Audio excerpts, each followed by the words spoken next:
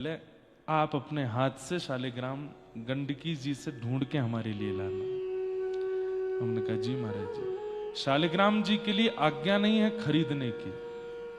अब हो सकता है कई दुकानदार हमसे नाराज होंगे, पर ना तो शालिग्राम जी को बेचने की आज्ञा है और ना शालिग्राम जी को द्रव्य देके खरीदने की आज्ञा है। आज्ञा क्या है? बोले स्वयं गंडकी जी में जाकर के स्नान करके अपने पूरे मनोबल से स्वयं निकालिए और आपके अनुकूल शालिग्राम जी आपको मिल जाएं। उन शालिग्राम जी को लेकर के अपने गुरुदेव के पास जाइए, गुरुदेव से जाकर के कहिए कि हमारे शालिग्राम गंडकी जी से लाए। गुरुदेव उनकी एक बार पूजा अर्चना कर दें, उसके बाद आपको प्रदान करेंगे, तब आप उसकी सेवा कर सकते हैं। महाराज जी ने हमको कहा कि हमारे पास वैसे तो बहुत शालिग्राम है, लेकिन एक शालिग्राम आप लेके आना हमारे लिए। मैंने कहा जी महाराज जी मैं करूंगा, मैं तो कभी गया ही नहीं हूँ। अब आपसे आप यहीं के, मैंने कहा मेरे को बताना कहाँ स्नान करते हैं, कैसे जाते हैं, क्या नियम है क्या। तो सब करेंगे, मुक्त होने आए हैं हम, जीते जी मुक्त होना है। आज जिस भूमि पर हम बैठे हैं यह अद्भुत है। कुछ कथाएं हैं महात्म के रूप में, उनको हम सुनते हैं, उन सबसे कुछ कुछ बातें स्पष्ट आपके चित्त में हो जाएंगी।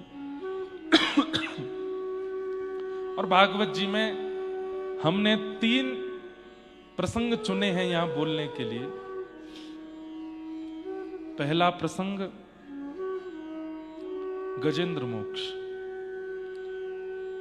मन में भाव था कि गजेंद्र मोक्ष स्तुति पर कथा करें 7 दिन। दूसरा मेरा अति प्रिय प्रसंग है जो मैं बद्रीनाथ में कहता हूं, नवयोगेश्वर संवाद। राजा निमि को जो योगेश्वरों ने ज्ञान उपदेश किया। इस स्थान का नाम नेपाल है, पर इसका पूर्व नाम निमिपाल है, क्योंकि निमि महाराज ने इसका पालन किया, इसलिए निमिपाल अब अपभ्रंश होकर नेपाल हो गया। तो निमि महाराज को 9 योगेश्वरों ने जो ज्ञान उपदेश दिया वो कहने का मन है। और तीसरा, गत वर्ष मैंने बद्रीनाथ में कृष्ण उद्धव संवाद कहा था, उस पर भी मन तो है। तो आज हमने सोचा कि हम मुक्तिनाथ भगवान को नीचे से देख के पर्ची उछालेंगे यहाँ पे भी। और एक आज तो महात्मा कहेंगे, फिर कल जो भगवान आज्ञा करेंगे। और भी 1-2 प्रसंग है जो ठाकुर जी आज्ञा कर देंगे, फिर उस विषय पर चर्चा, थोड़ी ज्ञान परक चर्चा ज्यादा चलेगी, क्योंकि मुक्त होना है ना। मुक्त तो औषधि से हुआ जा सकता है। भक्ति तो रसगुल्ला है, भक्ति तो मिठास है, और मिठास लेने के अधिकारी हम तभी बनते हैं जब हम पूर्ण स्वस्थ हो जाएं। और स्वस्थ होने के लिए पहले औषधि लेनी पड़ती। तो यहां औषधि युक्त कथा थोड़ी होगी, आप लोग ध्यान से सुनना, पर बहुत आनंद आएगा। निद्रा देवी को आने मत देना, क्योंकि मौसम ऐसा है और इतनी शांति, और धीमे धीमे हमारे जो गंधर्व जी हैं वो भी 4 ही आए हैं ज्यादा। हमने पहले ही कहा, मैंने कहा ध्यान वाला संगीत ही चलेगा। कथा करते करते मैं भी ध्यानस्थ हो जाऊं। ध्यान मतलब असली ध्यान, निद्रा वाला नहीं आपके जैसा। तो बंधुओं, इस भूमि के बारे में पहले आप लोग थोड़ी थोड़ी बातें जो मुझे जहां जहां से समझ में आई हैं वो आप समझ लीजिए। इस पूरे क्षेत्र को मुक्तिनाथ कहते हैं। कितना बड़ा ये क्षेत्र है? तो कहते हैं 12 कोश तक, 12 कोश उत्तर पूर्व पश्चिम दक्षिण, एक कोश में 3 किलोमीटर होते हैं। तो 12 कोश तक जितना भी है ये सब मुक्तिनाथ क्षेत्र है, दामोदर कुंड से। ये संपूर्ण शालिग्राम भगवान का ही स्थान है। इसलिए हमारे भाष्यकार शेषावतार रामानुज स्वामी जी जब यहां आए तो उन्होंने देखा कि ये तो सब शालिग्राम है। अब ऐसा करना नहीं है, लेकिन उन्होंने क्या किया वो सुन लीजिए। वो चल करके नहीं आए मुक्तिनाथ, घुटने पर आए। क्यों? शालिग्राम जी पर हम चरण कैसे रख सकते? मेरे मन में संशय आया कि हम भी तो चल रहे हैं। अच्छा, एक बात और कहूं, कई जगह ऐसा भी प्रमाण है कि मुक्तिनाथ दर्शन करिए तुरंत जाइए, यहां रुकने का विधान भी नहीं है। क्यों? शालिग्राम है। लेकिन हम तो 7 दिन रुकने वाले हैं, तो फिर इसके पीछे क्या? तब हमने कुछ आचार्यों से पूछा तो आचार्यों ने कहा, ज्ञानी ध्यानी जो होते हैं उन लोगों को अपराध बोध होता है, पर बालक जब मां की गोद में होता है वहीं सो जाता है, वहीं वमन कर देता है, वहीं मलमूत्र त्याग देता है। आप ये सोच करके मुक्तिनाथ में विराजो कि ये हमारी मां है, शालिग्राम भगवान हमारी मैया है और हम उनकी गोद में बैठे। इस भाव से अगर यहां रहोगे तो दोष नहीं। तो रामानुजाचार्य जी तो यहां आए थे, वो तो घुटने के बल चल करके आए। सोचिए कहां से घुटने के बल चल के आए होंगे। यहां जो नारायण प्रभु विराजमान है वो भी रामानुज परंपरा के ही ठाकुर जी, उसी भाव से सेवा होती है। दोनों भाव हैं, बौद्ध परंपरा से भी सेवा चलती है और रामानुज परंपरा से भी। हमको उसमें नहीं जाना, विवाद में। सब जगह ये थोड़ा थोड़ा ऐसा होता है। बद्रीनाथ में भी पहले ऐसा था कि वहां पर भी बौद्ध लोगों का ऐसा कहना था कि ये बुद्ध भगवान का स्थान, और जो बद्री विशाल भगवान थे उनको गंगा जी में प्रवाहित कर दिया था। फिर आद्य गुरु शंकराचार्य भगवान को स्वप्न हुआ, तब वे गए और जाकर के उनको गंगा जी से निकाल करके स्थापित किया। यहां पर भी ऐसा ही है। तो भीतर जो सेवा में आप लोगों ने अगर आज सुबह दर्शन किए हो, एक माता जी होंगी, वो एक विशेष समाज है यहाँ का। उस समाज की दूसरी कन्या, वो अविवाहिता होती हैं, वो विवाह नहीं करती हैं, आद्योपांत जीवन पर्यंत ब्रह्मचारिणी रहती हैं, वही ठाकुर जी की सेवा करती हैं। परंतु वो ब्राह्मण क्षत्रिय वैश्य में नहीं होते। यहां ठाकुर जी ने ये बता दिया कि हम सबके हैं भैया। कई लोग हम पर प्रश्न उठा लेते हैं कि आप तो केवल उनके हो, आप तो केवल उनके हो, आप तो केवल उन्हीं की सेवा। नहीं, सबके यथा उचित, जहां जहां ठाकुर जी सबकी सेवा। जगन्नाथपुरी में रामानुजाचार्य जी गए, पंडा पुजारियों को बाहर कर दिया, बोले तुम लोग कैसे सेवा करते हो, हम करेंगे सेवा। तो जगन्नाथ प्रभु भावुक हो गए और रामानुजाचार्य जी से गए, दक्षिण में श्रीरंगम में सेवा कीजिए, तिरुनारायण में मेरी सेवा कीजिए, पर यहां उनसे ही मुझे करवाने दीजिए, मुझे उनकी सेवा ही प्रिय है। न जाने कौन से गुण पर दयानिधि रीझ जाते हैं। तो यहां पर भी निश्चित ही वो जो माताएं सेवा करती हैं, उनके पूर्व के कोई होंगे ऐसे, उन्होंने कुछ ऐसा नियम किया होगा कि उससे आज तक रीझ रहे हैं ठाकुर जी। आज तक ठाकुर जी वो सेवा स्वीकार कर रहे हैं। पर रामानुज परंपरा के एक आचार्य भी वहां विराजते हैं, वो ठाकुर जी की पूजा आरती वगैरह सेवा करते हैं। दोनों भाव से सेवा है। तो थोड़ा बौद्ध मत भी यहां है और वैष्णव मत भी यहां है, पर हमको जैसे ठाकुर जी की इच्छा, कोई इच्छा रही होगी इसमें भी। तो ये पूरा क्षेत्र शालिग्राम भगवान का माना जाता है। ऐसा कहते हैं कि अत्यंत अपवित्र जगह, वहां पर यदि एक शालिग्राम भगवान भी यदि पधरा दिए जाते हैं तो वो शालिग्राम जी के स्थापित होते ही वो स्थान पवित्र हो जाता है। अत्यंत असुचि स्थान जो पवित्र नहीं है, वहां पर शालिग्राम जी विराज जाएं तो वो स्थान पवित्र हो जाता है। कहते हैं अगर किसी स्थान पर 12 शालिग्राम विराजमान हो जाएं, 12 शालिग्राम यदि कहीं पर विराजमान हो जाएं तो 4 कोस तक, यानी कि एक कोस में 3 किलोमीटर, 4 कोस तक का क्षेत्र पवित्र हो जाता है 12 शालिग्राम विराजमान होने से। और यदि कहीं 1.25 लाख शालिग्राम विराजमान हो जाएं तो कहते हैं उस पूरे क्षेत्र के कीट पतंगा चींटी आदि कोई भी प्राण त्यागते हैं, सीधे वैकुंठ को प्राप्त होते हैं।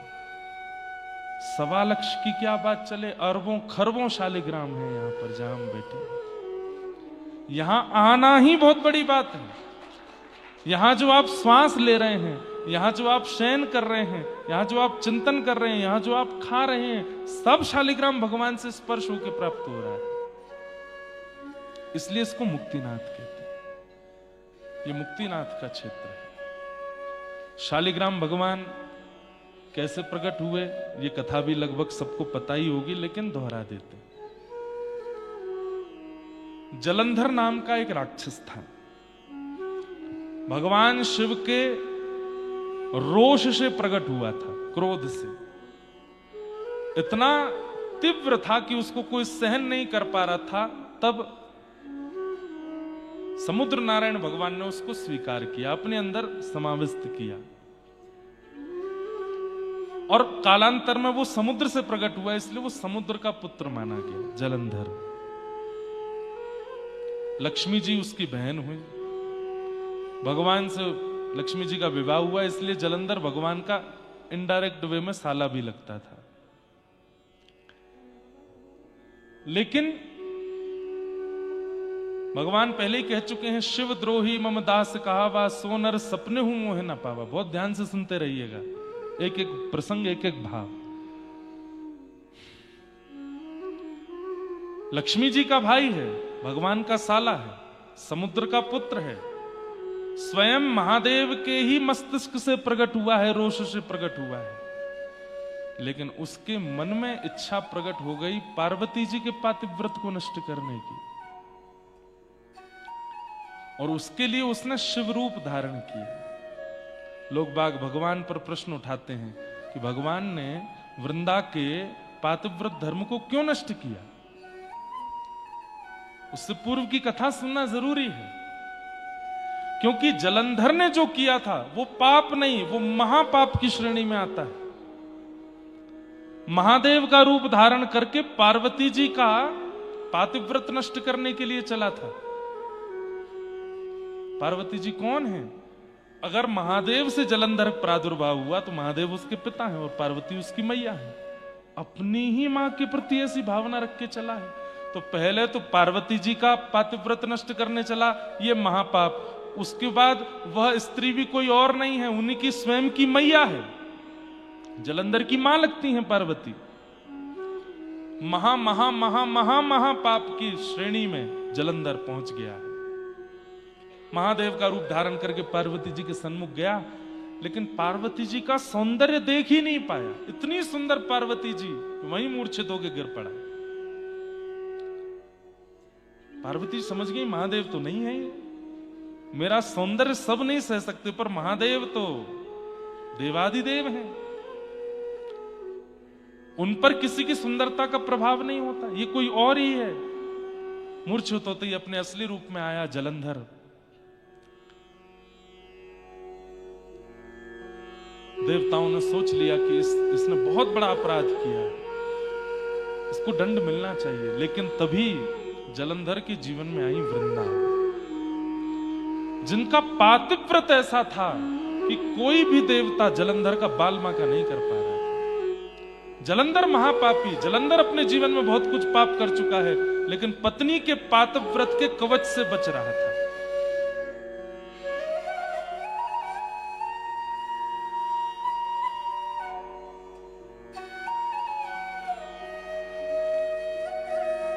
ठाकुर जी को जब ये बात पता चली तो भगवान बोले ठीक है, ये काम हम कर सकते हैं।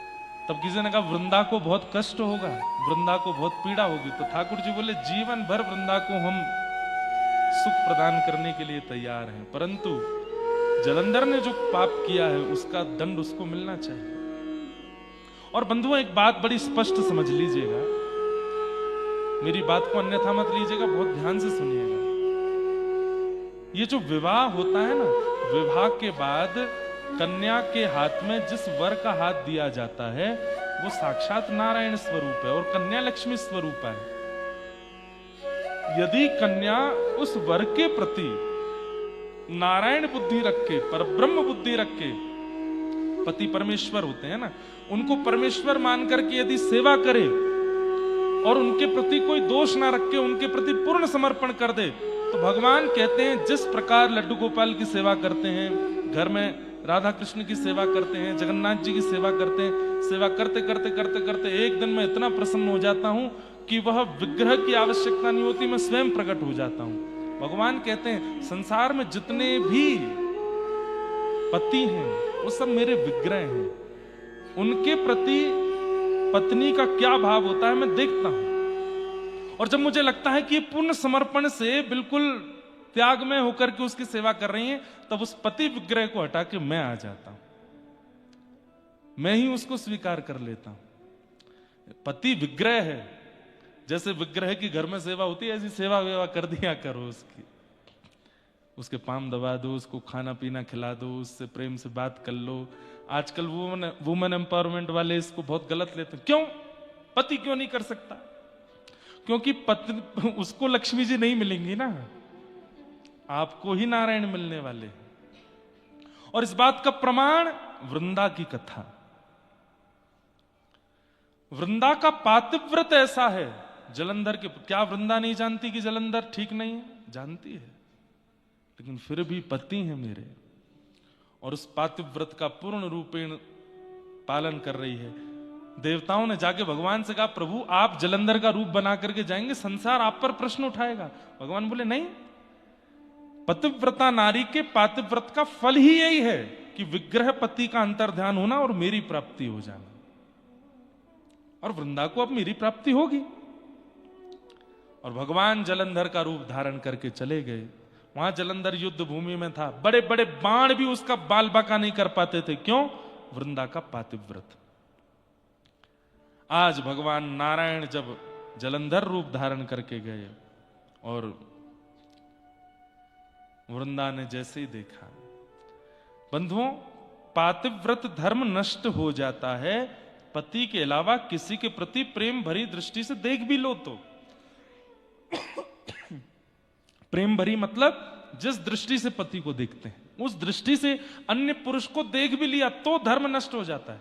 अब सामने द्वार पर जलंधर के रूप में भगवान खड़े, और जैसे ही उसने देखा, आप ठीक, आप आ गए, रुकिए मैं थाल पूजा का लाती हूं, और उसी भावना से जैसे भगवान को देखा, पातिव्रत धर्म नष्ट हुआ और जलंधर की मृत्यु हो गई। जब पता चला, अपने पति के सर को धड़ से अलग देखा, वृंदा ने, तुम कौन हो? तुम मेरे पति नहीं हो। शंख चक्र गदा पद्मधारी श्रीमन नारायण प्रकट हो गए। प्रकट होकर के कहा, वृंदा तुम्हारे पातिव्रत धर्म से प्रसन्न होकर मैं तुम्हें प्राप्त हो रहा हूं। लेकिन वृंदा का पातिव्रत ऐसा कि साक्षात नारायण सामने आ गए हैं, लेकिन फिर भी असुर बुद्धि वाला पति ही प्रिय है। अरे तुम्हारे पास हृदय नहीं है क्या? अरे हृदय की कोमलता कहां चली गई? नारायण बने घूमते हो, परमात्मा बने घूमते हो, मेरे पातिव्रत को तोड़ने के लिए आपने बिल्कुल भी यह विचार नहीं किया कि मैं कितने कष्ट पीड़ा में चली जाऊंगी। आपके पास हृदय नहीं है, पाषाण है। मैं श्राप देती हूं, आप पाषाण हो जाओ।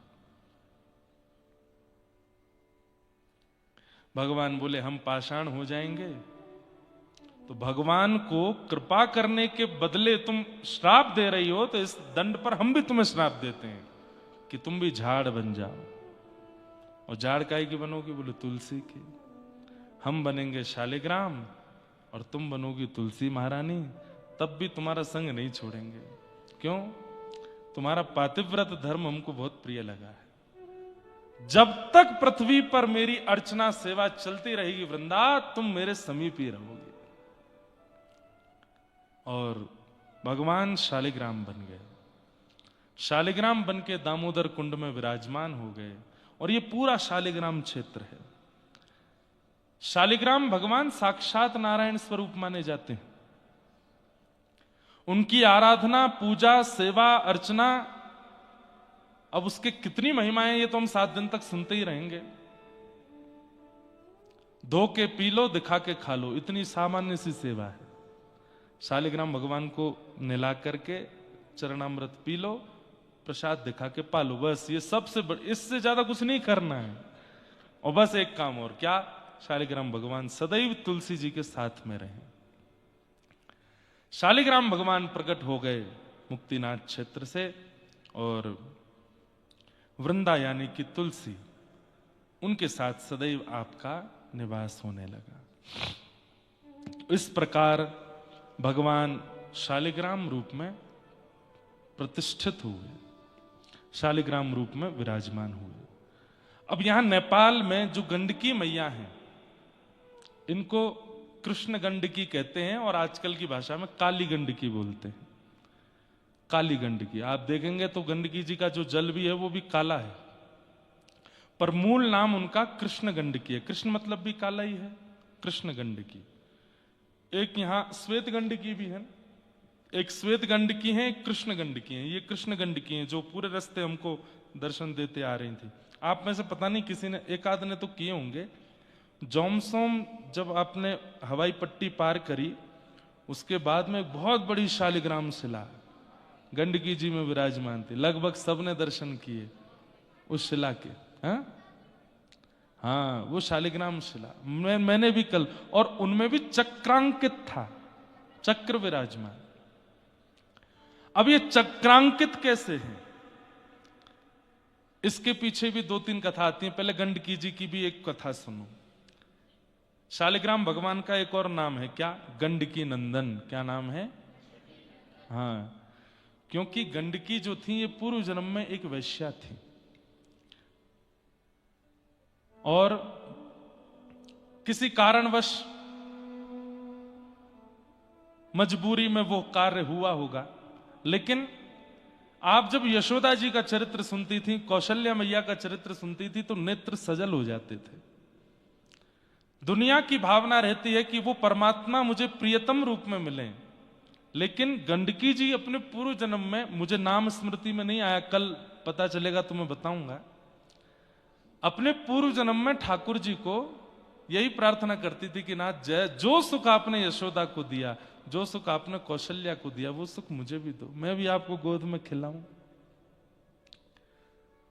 तो भगवान प्रसन्न हो गए। प्रसन्न होकर प्रकट होकर बोले, आपने इतनी अच्छी कामना करी है मैया, मैं वचन देता हूं। बोले क्या? कौशल्या मैया के गर्भ से तो एक बार आए हम, देवकी मैया के गर्भ से तो एक बार आए हम, लेकिन आपकी गर्भ से हम बार बार प्रकट हुआ करेंगे। कालांतर में हमारे रास विहार के समय, ध्यान से सुनिए, जब हम किशोरी जी के साथ रास विहार कर रहे होंगे, जब हम सियाजू के साथ रास विहार कर रहे होंगे, रास करते करते करते करते करते करते जब हमारे श्रम जल यहां, इसको गंडूश बोलते, वैसे कुल्ला मतलब मुंह भर के ऐसे कुल्ला करना, उसको गंडूश कहते हैं। पर इस क्षेत्र में जब पसीना आवेगा, प्रश्वेत आवेंगे, और वो जब यहां से गिरेंगे, गाल से नीचे जो बिंदु गिरेगा वही आपका रूप होगा। गंड क्षेत्र से प्रकट हुई, इसलिए उनका नाम है गंडकी। भगवान के गालों से उनका प्रादुर्भाव है।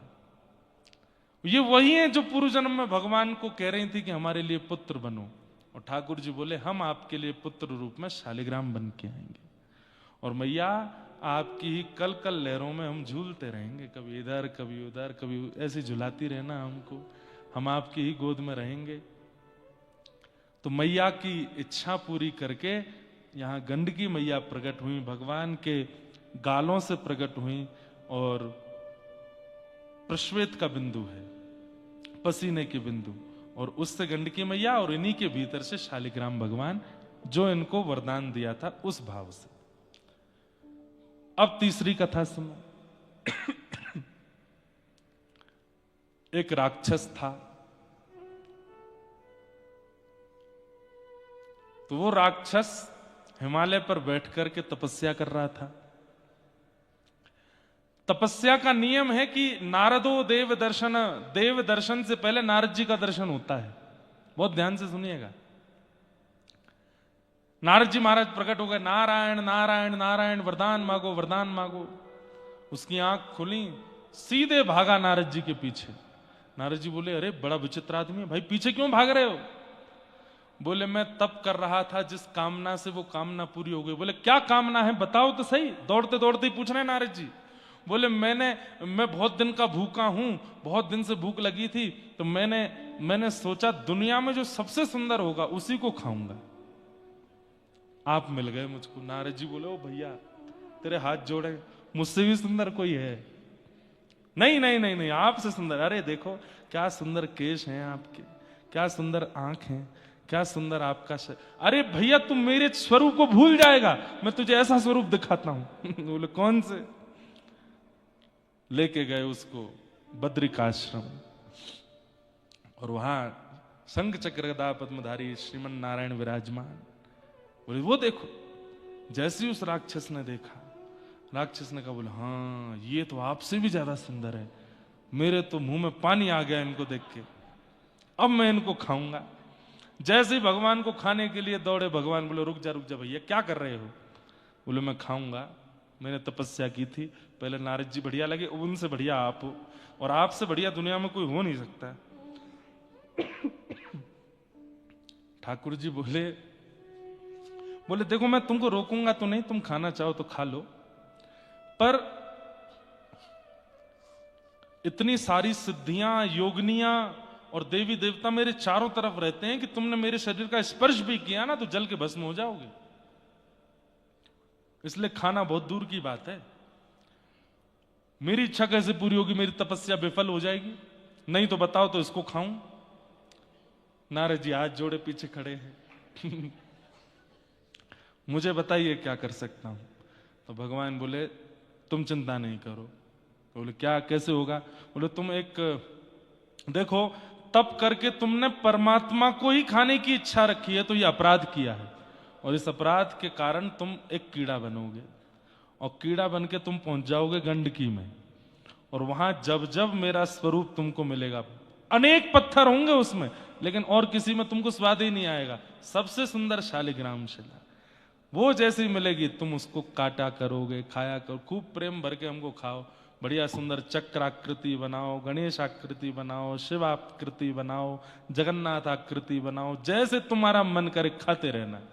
तो वही राक्षस कीड़ा बन के गंडकी में आ गया, और किसी पत्थर को नहीं खाता है वो केवल शालिग्राम भगवान के पास जाता है, और उनके भीतर जाके कहीं कहीं नृसिंह बना देता है, कहीं कहीं चक्राकृति बना देता है, कहीं पर राम दरबार, हमारे पूज्य मल्लूपीठ वाले महाराज जी की सेवा में राम दरबार है शालिग्राम भगवान में, गणेश आकृति बन जाती है, शिव आकृति बन जाती है, ऐसे आकृतियों से युक्त सुंदर सुंदर शालिग्राम भगवान की सेवा भी करता है और अपनी पेट पूजा भी करता है।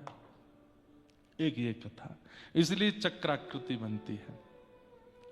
और एक बड़ी अद्भुत कथा, यहां नेपाल में एक स्थान है त्रिवेणी घाट, वहां त्रिवेणी घाट को कहते हैं कि यहां पर गजेंद्र त्रिवेणी धाम, वहां पर घाट और धाम एक ही बात नहीं हुए? अच्छा, तो वहां पर गंडकी मैया है ना, हाँ, तो नदी के तट पे तो घाट ही हो जाता है।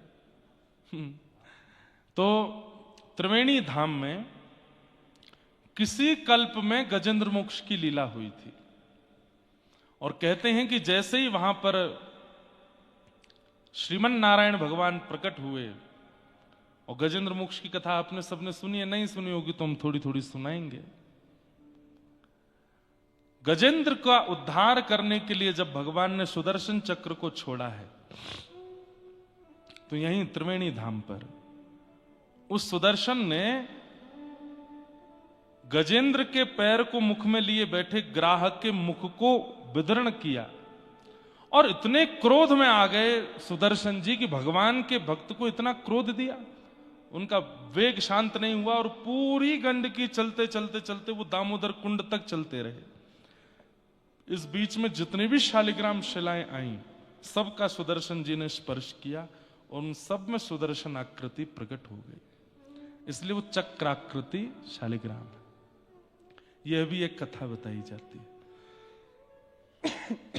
कुल मिलाकर के आप जिस धाम तीर्थ में बैठे हैं, ये सामान्य नहीं है, ये अति दुर्गम और अति दुर्लभ है, सामान्यता से मिलने वाला नहीं है, परंतु हमें मिला है, इसलिए इसका त्याग किंचित किसी भी रूप में किसी भाव से करना नहीं है। 7 दिन तो परिपूर्ण आनंद यहां करना ही है। अब रही बात कल से आप लोग क्या करेंगे। कथा सुनेंगे।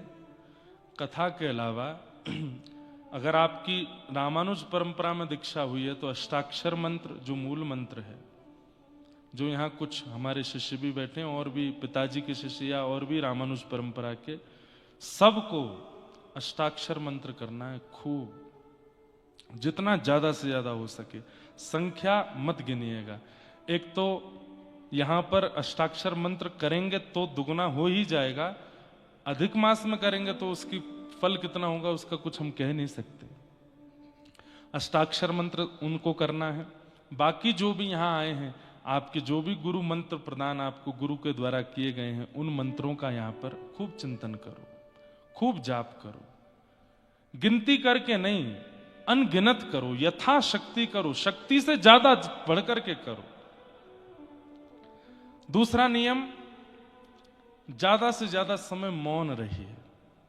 मौन का नियम मत ले लीजिए कि आप बोलो ही नहीं, किसी को इशारा वजी करो, फिर पता चली कल को सांस घुट रही है, आप ऐसे इशारा करो, क्या हो गया, अब वो सामने वाला नहीं समझ पाया, फिर क्या करोगे।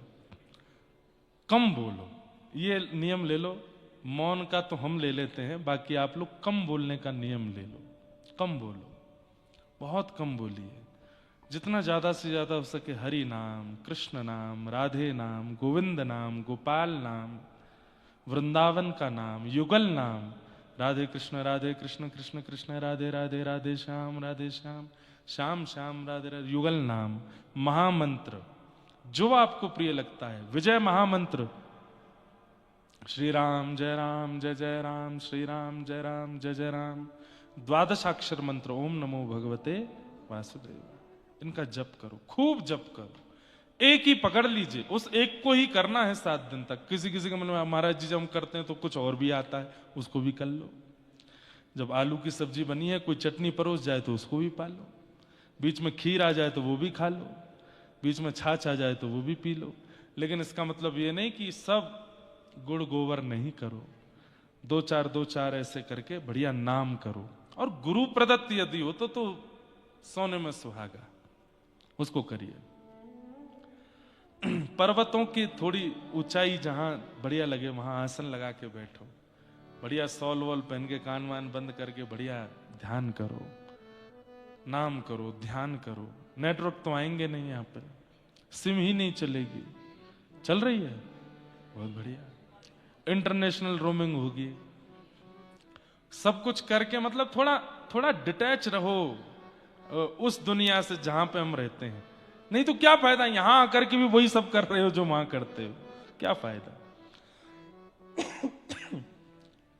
तीसरा, गजेंद्र मोक्ष, नारायण कवच या विष्णु सहस्त्र नाम, इनका पाठ करना है। मैं भी वैसे योजना आज बना लूंगा, नहीं तो हम ही कल कथा में बता दिया करेंगे। कल से तो कथा सुबह होगी, शाम का एक समय दे देंगे, वहां सब लोग पहुंच जाओ। वहां पहुंच करके बढ़िया सब लोगों को एक पीडीएफ मिल जाया करेगा। कभी नारायण कवच का पाठ करेंगे, गजेंद्र मोक्ष का पाठ करेंगे, गोपाल सहस्त्र नाम का पाठ करेंगे, राधा कृपा कटाक्ष का पाठ करेंगे, जो स्तुतियों का पाठ करेंगे, संस्कृत वद्य स्तुतियों का। अच्छा आनंद रहेगा यहाँ पर। और अगर हम नहीं बता पाए कल तो अपने आप कर लेना। तो वो सब भाव है, क्योंकि हम कुछ और भी खोजने आए हैं यहाँ पे, तो वो उसमें भी व्यस्त हो सकते हैं। ये सब आपको नियम क्रम करने हैं। और जाने से पूर्व सोच के समझ के पूछ करके, भाई लोग यज्ञोपवीत धारण करके ही आप शालिग्राम जी की सेवा कर सकते हो। यदि यज्ञोपवीत धारण नहीं करते हैं तो शालिग्राम भगवान की सेवा का अधिकार नहीं। इसलिए जब अधिक मास पूर्ण हो जाए उसके बाद यज्ञोपवीत कराइए, उसके बाद शालिग्राम भगवान सेवा करिए। शालिग्राम भगवान की सेवा में और क्या क्या नियम आदि सब होते हैं वो सब हम सब बताएंगे कथाओं में। माताएं बहनों को परहेज करना चाहिए शालिग्राम भगवान की सेवा में। सेवा की सब सामग्री आप प्रकट कर सकते हो। ठाकुर जी के लिए भोग आप प्रकट कर सकते हो, ठाकुर जी के लिए चंदन आप घिस सकते हो, ठाकुर जी के लिए कई शालिग्राम भगवान वस्त्र भी पहनते हैं तो वस्त्र आप बना सकते हो। पर स्पर्श करके सेवा का अधिकार हम पुरुषों को नहीं बोल रहे हैं, उसी को है जो यज्ञोपवीत पहनता हो।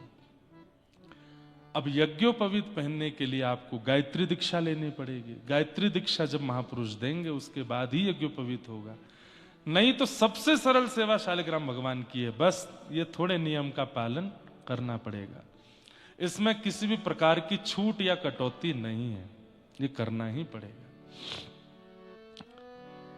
तो कल हम बताएंगे कि शालिग्राम भगवान कहां कैसे प्राप्त होते हैं। वैसे तो दामोदर कुंड जो है वहां जाने का रास्ता थोड़ा दुर्गम है, ट्रैकिंग करके लोग जाते हैं, कई लोग एक दिन में भी पहुंच जाते हैं, कई 2 दिन में भी पहुंचते हैं। पर हेलीकॉप्टर की भी एक सेवा जोमसोम से चलती है और वो हेलीकॉप्टर आपको लेकर के जाएगा, दामोदर कुंड दर्शन करा के तुरंत लेके नीचे आता। कहते हैं वहां हेलीकॉप्टर बंद नहीं होता, बंद हुआ तो चालू नहीं हो पाएगा, इतना कम टेम्परेचर और सब है, अब भगवान जाने। और ये भी हमने सुना है कि दामोदर कुंड में आप तुलसी पत्र हाथ में लेकर के जैसे ही पधराते हैं, शालिग्राम भगवान अपने आप आकर के श्री तुलसी जी का स्पर्श कर लेते हैं। अब ये तो वहां जाके देखेंगे, अनुभव करेंगे कैसे है क्या है। शालिग्राम का अर्थ क्या होता है? शाली का मतलब होता है, अब कई लोग शालेग्राम बोलते हैं, कई शालिग्राम बोलते हैं, पर जो भी कहें इसका अर्थ क्या है? समस्त देवताओं का समूह जहां विराजमान है उनको शालिग्राम कहते हैं। सारे देवता विराजमान हैं उनके अंदर, किसी का आवाहन, जैसे गऊ में किसी का आवाहन नहीं करना पड़ता, सब देवता उसके अंदर विराजमान हैं, ऐसी शालिग्राम भगवान। सारे देवता जिसके अंदर विराजमान हैं वही शालिग्राम। अब एक अंतिम बात पे आऊं मैं, फिर उसके बाद महात्मा कह के विश्राम करेंगे। विश्व में जहां कहीं भी आप भगवान का दर्शन कर रहे हो, अगर वो शालिग्राम निर्मित हैं तो उन सबका जन्म स्थान मुक्तिनाथ धाम है, वो यहीं से ही गए हैं। बद्रिकाश्रम में बद्री विशाल भगवान शालिग्राम स्वरूप है, कहीं ना कहीं से पूर्व में वे भी मुक्तिनाथ धाम से गए। श्री जगन्नाथ महाप्रभु के हृदय में जीवित शालिग्राम है, जीवित शालिग्राम विराजमान है, जो कि पहले नील माधव भगवान थे और उनकी विस्तार से कथा हम सुनाएंगे जून में, 28, 29, 30 जून जगन्नाथपुरी में। वे शालिग्राम भगवान भी यहीं से गए। हमारे तिरुनारायण तिरुपति बालाजी वे भी शालिग्राम स्वरूप हैं। हमारे श्री रंगनाथ भगवान जो कि दक्षिण में विराजमान है, उनका तो पूरा मंदिर ही शालिग्राम का है, वे भी यहीं से गए हैं। वृंदावन के राधा रमण लाल वे भी यहीं से गए हैं, श्री राधा रमण लाल भी यहीं से ही गए हैं। श्री गोपाल भट्ट गोस्वामी जी, आप श्रीरंगम में वेंकट भट्ट नाम के एक ब्राह्मण थे, उनके पुत्र हैं श्री गोपाल भट्ट जी।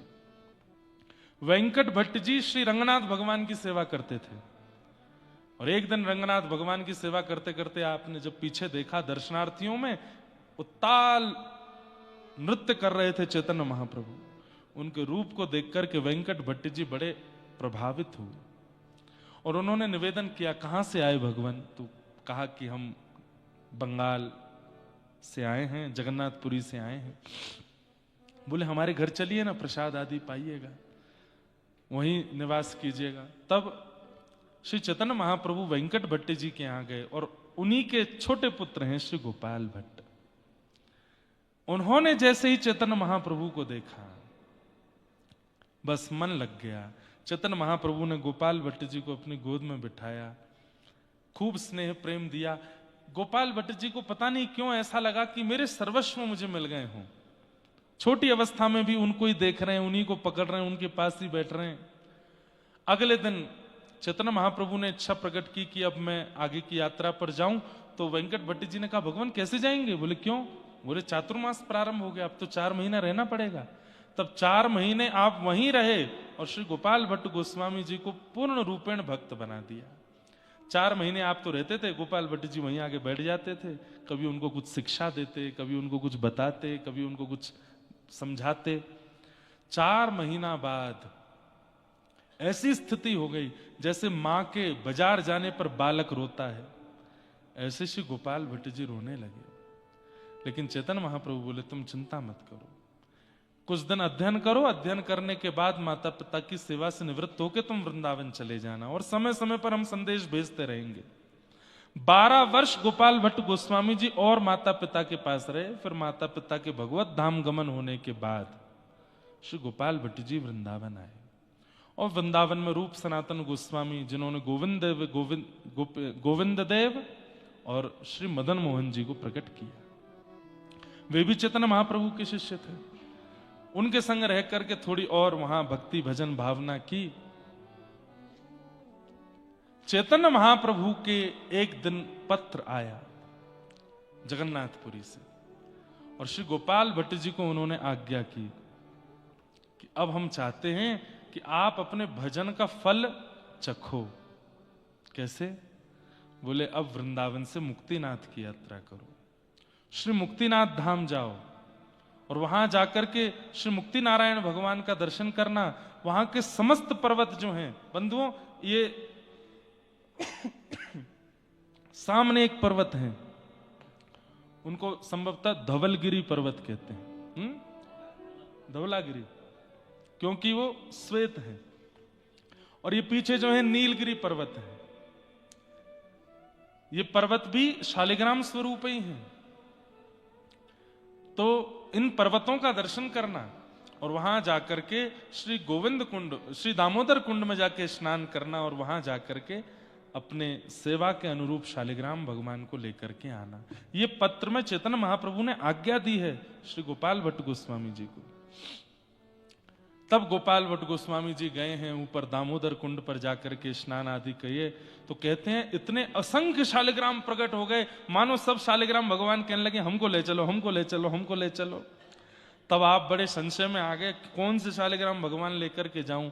तो आपने नेत्र बंद करके और श्री चैतन्य महाप्रभु का स्मरण किया और स्मरण करते हुए नेत्र बंद अवस्था में ही शालिग्राम भगवान उठाए और जो हाथ में आए उन्हीं को ही अपने माथे से हृदय से लगा के खूब उन्माद नृत्य किया दामोदर कुंड पर, और उन्हीं को लेकर के आप फिर मुक्तिनाथ से होते हुए वापस वृंदावन पहुंचे।